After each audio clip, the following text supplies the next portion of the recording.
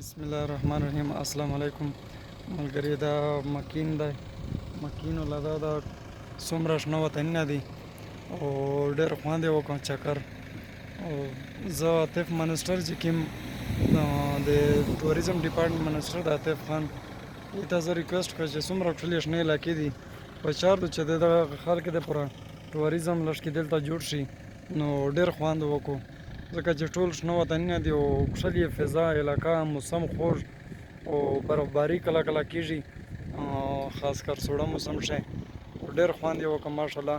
او زه ټولې ادارې ته هم سلام پېښ کوم چې نن ځکه دلته ویلوړي خو د دی د چې څومره محنت دی کوشش دی دغه علاقې د امن دپاره وکړم هغې امن په وجه باندې نن موږ دانې دلته ویلوړي.